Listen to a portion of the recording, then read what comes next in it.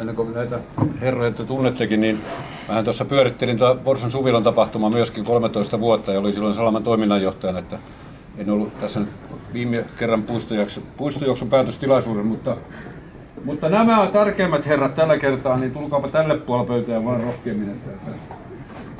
Tosiaan nyt Jarkko ja Aleksi, että koittakaa nyt arvata kumpi on sitten kumpi, mutta kai se tästä selviää päivän aikana. Ollaan väärinpäin. Niin. Siitä ei kysymys, kumpi meistä on nopeampi. Hämäyksen vuoksi tehtiin näin.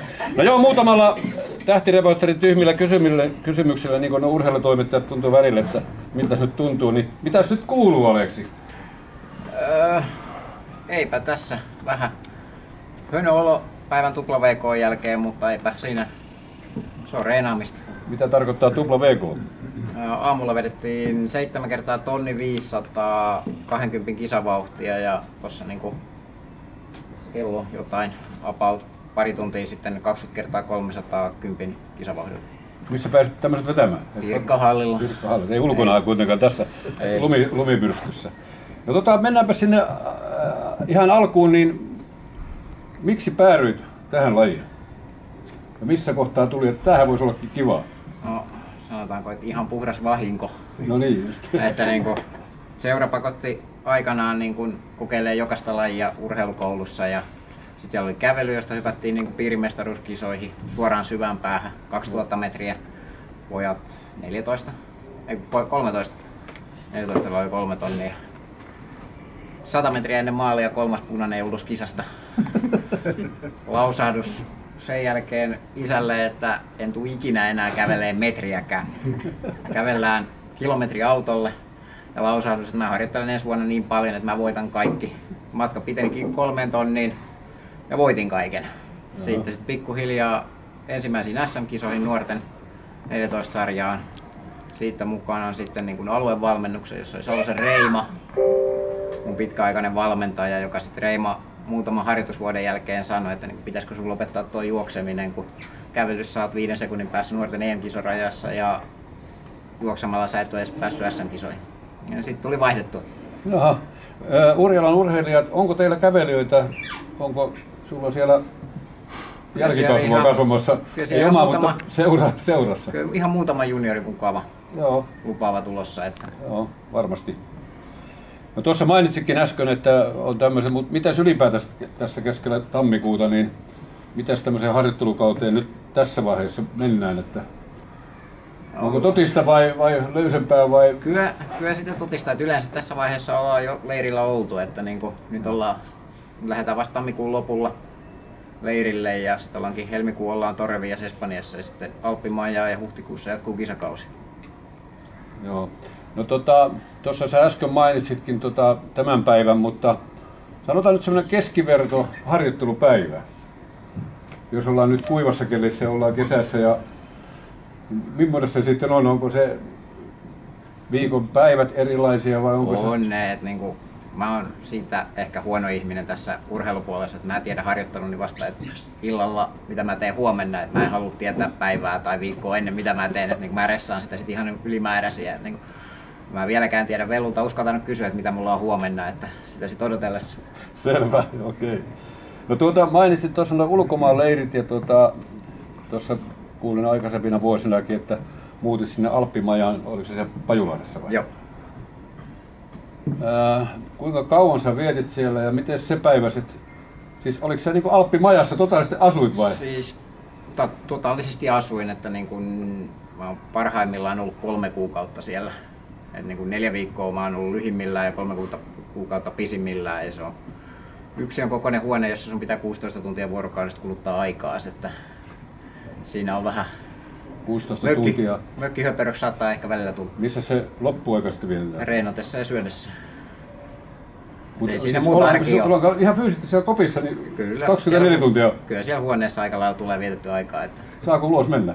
Reenatessa ja syödessä. Niin treenatessa. Niin totta kai siellä kopissa voi juosta. Joo. Olipa tyhmä kysymys. Niin kuin mä sanoin, toimittajan tyhmiä kysymyksiä. On se aikamoinen. Kyllä täytyy olla niin kuin huima kova pää, että kestää tommosen asian. Että siellä pystyy olemaan. No joo, mutta tietysti niin kuin sanoin, pääsee sieltä nyt sentään vähän ulos sitten. No entäs sitten, nyt ollaan taas tammikuun alkuun, niin milloin kisataan ensimmäisen kerran? No, kisakausihan avattiin jo joulukuussa.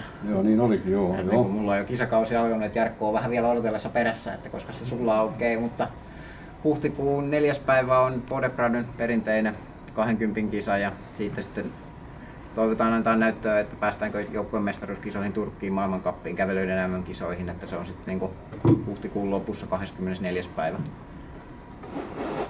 Joo. Kesällä on 24 on EM-kisat Roomassa sekä sitten kesäkuussa olympialaiset Pariisissa. Mites ne? 20 yritetään, kun maailmatkaa 3-5 ei molemmissa kisoissa ole, niin kyllä yritetään sitä alimatkalla mennä kisoihin. Joo, että tavoitteet ovat ne, joo. Ja mitallisijoille? No, 20 realiteetit tulee vastaan, että niin ei mitallisijoille, mutta pyritään sinne 10 sakkiin yritetään. Aivan. No entäs meidän Suvilta, mahtuisiko kuvioihin? Kyllä sitä ollaan valmentajan kanssa puhuttu, että niin viimeksi kun luvattiin, että mä oon 4-5 jännissä, mä sitten 2 sekuntia sitten jäin, että jos sen sinne saisi korjattua sen aikataulun sen 2 sekuntia. Niin, että saisi kellot aikaa. Joo. Tuossa mä kuulin, mä vähän varmistin vielä, että sä oot juossut puistojuoksu, juossut aikaan 19.11 ja se on 8 sekuntia reittiennätyksestä. Menisikö se rikki jo keväällä? Se riippuu ihan paljon, mä pääsen juokseen, että ei jos Jarkko pääsee mua ennen viivalle, niin ei se sitten ehkä mene, mutta jos mä pääsen ennen Jarkkoa vielä, niin hyvänä päivänä ehkä voisi mennäkin. Tämmönen hankalampi kysymys tähän loppuun. Kävely, raakaa peliä, tuomari katsoo miten sä kävelet ja sit kun sä oot siellä lähellä niin kun matkaa kovinkaan paljon ja sit lyödään punaista lippua, niin kirootko sinä, poljetko jalkaa? Tää on lajiin kuuluu tämä vai? Se on lajin luonne, että siihen on niin kuin oppinut tässä vuosien aikana. Tässä on kuitenkin 15 vuotta sitten tehty ammatikseen, niin joo. Ei se, niin kuin silloin alkuaikaan se oli niin kuin katkeria, mutta ei se nyt nykyään se on vaan se, että se on, niin kuin, se on vaan lajin luonne, että se on reaali fakta, että jos tuomarit on sitä mieltä, että se ei ole puhdasta, niin etpä se siihen voi mitään enää. Joo, se on kova leikki ja tuntuu, kun katselee tuossa TV:ssä, että miten Juman kautta, että sehän siinä niin suunnitelman pää repeä, että mä oon nyt melkein niin maalissa ja sitten lyödään vielä liput käteen, että stop. Hyvä, jatketaan vielä, mutta sitten Jarkko, Tampereen Pyrintö. Ootko tamperelaisia myöskin ihan täysin? On. Okei. Mä tässä vähän kanssa apua sain, niin 37 vuotta, 12 henkilökohtaista Suomen mestaruutta 6 eri juoksumatkalla. Pitääkö paikkansa? Saattaa olla. Joo, toi on hyvä tuohon toi, että 6 eri matkalla, että siinä on se monipuolisuus menee. Joo, siinä okay. Iso sitten viime vuonna voitit 10 tonnin Suomen mestaruuden ja puolimaratonin SM-kilpailussa toinen. Pitääkö tääkin vielä paikkansa? Viime vuonna paljon. Toissa vuonna mä voitin 10 000 metriä ja maastot ja puolimaratonin. Okei. No joo, siis viime vuonna oliko tää niinku 202 sitten vai? Niin. En itse asiassa. No, mutta ei jäädä siihen kiinni sen enempää. Mutta katse on niinku aina eteenpäin, että ylipäänsä tommoset, niin joo, aina koitan kaikki unohtaa ja nyt on niinku, mä mietin vaan ensi vuotta, että sinne se kuulosti ihan hyvälle ensi vuodelle. No mä hiukan nyt kuitenkin vielä, kun mä sain apuja vähän, niin maajoukkueen edustuksia vuosilta 2003-2019. Ennätykset muun muassa 10 tonnilla 29.08 vuonna 2012, puolimaraton 1.04 2013. Tämmöisiä aikoja joskus juostu vai? No on, ja on tuohon puolimaratonin ennätyksen tuntumaan on päässyt kyllä ihan tässä lähivuosinakin vielä. Joo. Mutta tosiaan tuosta ennätyksestä on jo 10 vuotta. Joo. Tuohon mitä Aleksi äsken sanoi, että Aleksi on aloittanut jo kilpailukauden, niin mä itse asiassa viikon päästä kokeilemaan jo puolimaratonia. Että ihan viikonloppureissu tonne Espanjaan, niin siellä koitan, jos pääsis lähelle tuota aikaa. No joo, mä tuossa myöskin kysyin Aleksilta, että mitä nyt kuuluu tällä hetkellä, niin sama kysymys vähän sulle. Että... Aika hyvä, että sitten vähän toi, että tavallaan yleisesti kun ajatellaan, että Suomessakin kun me ollaan ja Forssan Suvi-ilta osuu just sinne kesän sydämeen, niin se on aika lyhyt kilpailukausi, jos se olisi aina vaan se kesä, niin kyllä mä oon yli 10 vuoden ajan just hakenut sen, että jo ihan joulu, tammi, helmi, maalis, huhti, touko, kesä, heinä, elo. loka, marras, varmaan joka kuukaudella aina löytyy jostain, että sen kesän kyllä löytää aina jostain päin. Ja, no nytkin oli viikon päästä lähin Espanjaan, niin 35 € suora lento ja viikonloppureissu ja juokset siellä kisaa samoissa keleissä, mitä täällä pitäisi odottaa suvi-iltaan asti, niin se on aika piristävä ruiske, että sä otat sen viikonloppureissun sinne ja sitten saat vähän jo taas, ettei tarvitse sitä vuotta odottaa ja nähdä sitä totuutta, että missä se kunto menee, niin se on niin kuin tosi hieno meillä, että se on niin helppo lähteä sinne. 35 € Joo, oli suunta vai edestakaisin? Ei suoraan, joo, se on kalliiksi mennyt, kun ei saa enää edestakasta siihen hintaan, mutta oli ne alle 100 tuli paluulentokin, että kätevästi. Joo. Joo, ja sitten olen joskus myöskin, että pidät itseäsi tämmöisessä kisakunnossa edelleenkin, että niin kuin nyt olet lähdössäkin kilpailuihin ja vaikka siitä on nyt tosiaan se 10 vuotta siitä huippu, mutta onko, no me tässä ehkä palataan vielä viime kesään, niin 30, 16, 10 ja puolimaraton 1:07, 45, niin onko semmoiset ihan jo vielä tänä päivänäkin? Joo, noi ei ole kyllä mitään ihmeellisiä aikaa. Kyllä mun pitäisi tällä hetkellä 29 minuuttia se 10 periaatteessa jaloissa pitäisi olla. Ja puolimaratonilla se jopa tunti 4 minuuttia, niin kyllä se on aina hyvä pitää tavoitteet. On ne kuitenkin realistisia, mutta aina vähän yläkanttiin, niin sitten se pistää liikkua silloinkin, kun ei oikein jaksaisi. Se on aina hyvä. Sitten tuossa myöskin syystä harjoittelurytmit nyt sitten, missä oletko vedätkö Pirkkahallissa kanssa vai vedätkö ulkona nastakenkillä vai? Joo.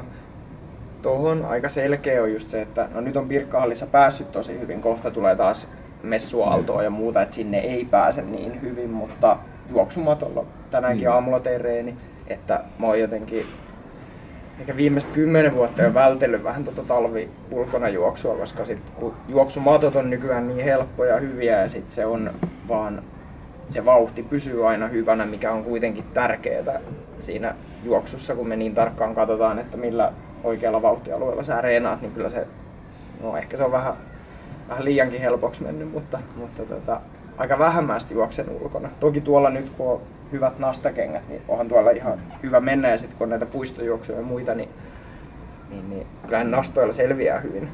Miten sä koet nastakenkän, onko se jalalle huonoa, sanotaan näin, että se on totta kai se ei vastaa ihan normaali kesäkenkään, vai uskallatko juosta sanotaan nastakenkillä? Joo, no mulla on ehkä jonkun, olisiko 7 vuotta sitten mä aloin tehdä sen, että ihan niin normilenkkari varmaan tähänkin olisi ihan hyvä laittaa. Mä en ole tähän laittanut, mutta ihan vaikka puuilosta myydään 24,90. Se on vähän tarkoitettu vissiin polkupyörän renkaisiin. Mut sit sä laitat vähän mistä askel yleensä pyörii, että sä astut sen täältä kantapäältä ja työnnät enemmän tuolta isovarpaan luulta sen onnistukseen eteenpäin, niin mäkin laitan yleensä tohon 3 nastaa ja sitten tonne 1, niin se jo riittää. Toki niitä sit voi laittaa enemmän, mutta hyvä siinä on se, että kun sulla on se oma lempparikenkä, mikä toimii kesäkeleillä ja niin kiertojäykkä hyvä, ei liian semmonen kankea, mitä ne tuntuu vähän olevan noi valmiit nastakengät. Joo, pitää paikkansa, joo. Niin se siinä on niin tosi hyvä ja se kuitenkin puree hyvin. Ja sitten siis vaikka tulisi ihan kesäkeli alle, niin se ei haittaa kuitenkaan siinä. Että ne on just semmoisia sopivia nastoja. Mutta nyt mulla oli itse asiassa, ne on koko ajan kehittynyt, niin nyt kyllä löytyy niitä valmiitakin nastakenkiä aika hyvinä. Joo. Mutta tosi helpoksi on mennyt, että se on niinku, suosittelen kaikille, että vähintään se, että sä laitat itse sen nastan sinne. Joo, kyllä kun katselee, ja niitä on aika paljonkin siellä, niin on se aika paljon varmaan vaikuttaa jalkapohjaan ja niin nastamäärät mitä noissa.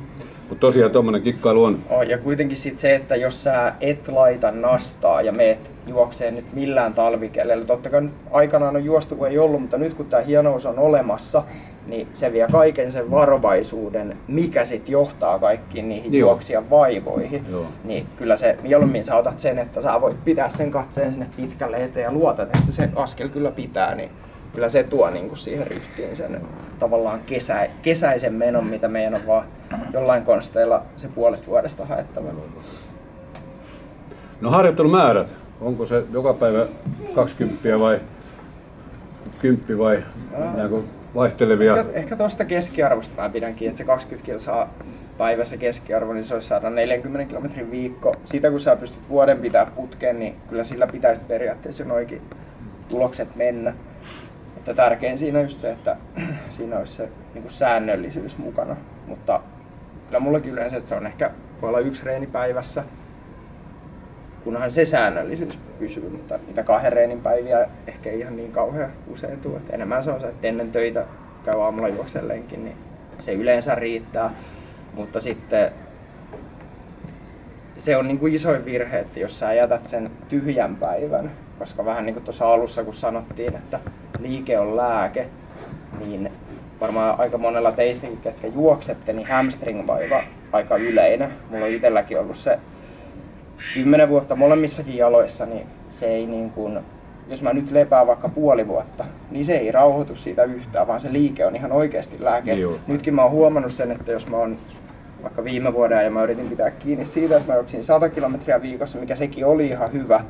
Mutta nyt kun mä oon vähän pystynyt nostaa sitä, että mä oon pitänyt siitä kiinni, että se on se 130-140, niin heti huomaa, että mitä enemmän koko ajan jalka saa liikettä, niin se vaan pysyy elastisempana. Ja varsinkin tommoset jännevaivat, mitkä on niinku, tavallaan, kun se ei saa jumiutua, niin se liike on ihan oikeasti lääke sinne. Niin se on niinku iso. Ja sitten toinen, mitä tuossa sanottiin, että no vaikka se pulkkamäki ylös alas, niin se on hyvä reeniä, mutta se, että tietenkin Aleksi ja mun on pakko tehdä sitä omaa lajia, koska me halutaan nimenomaan siinä kehittyä. Mutta siltikin, kyllä mä oon pitänyt viimeiset 7-8 vuotta kiinni siitä, että se olisi nimenomaan sitä monipuolista.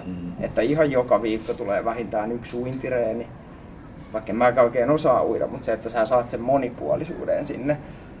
Että ei se niin kuin, tärkeintä, että jotain tekee.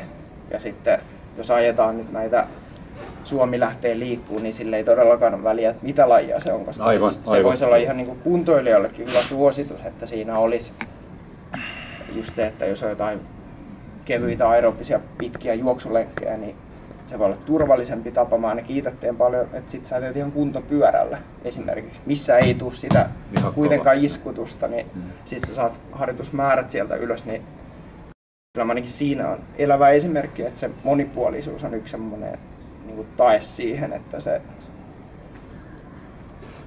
pysyy niin kuin, tavallaan turvallisemmin, että olisi niin kuin edes kohtuuehjänä. Joo. No, itse mäkin voi sanoa tähän silloin nuorena miehenä, siitä muutama 10 vuotta ja muutama 10 kiloakin vissiin aikaa, niin ensimmäisen maratonin juoksin 2 viikon treenaamisella, mutta just oli tätä. Mä harrastin judoa, pelasin tennistä, kävelin, pyöräilin, kaiken näköistä tein, mutta oli tietysti kyllä jalat pikkasen kipeät sen reisun jälkeen, mutta kuitenkin. Joo, no, mutta maratonilla se menee just siihen, että siihen tärinään on tavallaan vähän totutettava, mutta nyt siihenkin, kun kehitys kehittyy koko ajan, niin noi hiilikuitukengät, mitä nykyään on, niin sekin vaan auttaa siihen, että vaikka et sä tee niitä pitkiä reenejä niin paljon, niin se vaan kestää paremmin nykyään. Että aika lailla puolimaratonin reenillä melkein jo uskaltaa jo maratonilla lähteä. Muutama semmoinen maratonspesifi sinne väliin. Selvä, mennään eteenpäin. Sulla on myöskin sitten tämmöistä juoksuvalmennusta tänä päivänä, niin kerropas siitä, jos täältä vaikka joku innostuisi lähteä sun. Se on, jos haluaa 100% tukea suomalaista huippu-urheilua, niin mä en ole koskaan urheiluuralla sponsoreita onnistunut löytää, niin mä oon itse kehittänyt semmoisen applikaation, millä mä itsekin reenaan tällä hetkellä. Et siellä mä reenaan nyt itse sillä tunti 5 minuutin, mikä on mulla tavoite puolimaratonilla, mutta siis löytyy ihan 2 tuntia 10 minuuttia puolimaratonin tulos ja sitten aina 5 minuutin välein alaspäin. Niin applikaatiossa löytyy oikeat treenivauhdit ja oikeat reenit, mitä tehdä, niin se on niin 16 viikon treeniohjelma, niin se on tommonen fit-valmennus, ja mä jätän tähän näitä kortteja, niin jos haluaa tutustua. Niin se on semmonen yksi juttu, mikä on ollut aika kiva, ja itse asiassa toi, minkä Aleksi sanoi, että Aleksi ei tiedä vielä, minkä reenin se tekee huomenna, niin se oli yksi syy kanssa, minkä takia mä tein tohon itselleni sen, että sitten ei tarvi niin käyttää, mäkin valmennan niitä itteeni, niin ei tarvitse käyttää aikaa siihen, vaan mä oon tehnyt jo valmiiksi sen ohjelman sinne. Mutta toi applikaatio avaa sen aina vasta, että jos mä huomenna, nyt kun vaihtuu vuorokausi, niin mä näen, että mikä on mun huominen reeni. Vähän niin kuin joulukalenteri luukkutyyppinen. Ja toi olin aikanaan, mä olin yliopiston, mä oon käynyt Yhdysvalloissa, niin silloin mä reenasin 1 kuukauden ajan Kaliforniassa ja siellä oli semmoinen valmentaja, se oli tosi kova valmentaja, sillä oli tosi kovia urheilijoita siinä, ja sitten mä sain mennä kuukauden ajaksi niiden reeneihin mukaan, niin sitten mä aina yritin tivata, että mikä reeni nyt on, niin ne ei vaan oikeasti tiennyt. Niin ne joutui valmistautumaan joka päivään, että huomenna onkin kova menopäivä. Niin, mikä reeni huomenna on, niin se oli aika hyvä, koska tavallaan silloin sä kehityt parhaiten, että joka reeniin sä meet niinku nöyränä, etkä silleen, että no tänään on vaan joku helppo reeni, vaan että sä teet senkin sieltä, niin se on ihan hauska idea. Niin sitten mä teen tähän semmoisen. Okei, mulla on vihko tyhjä. Muutama terävä kysymys, olisiko sieltä teillä vielä kysyä jommalta kummalta? Niin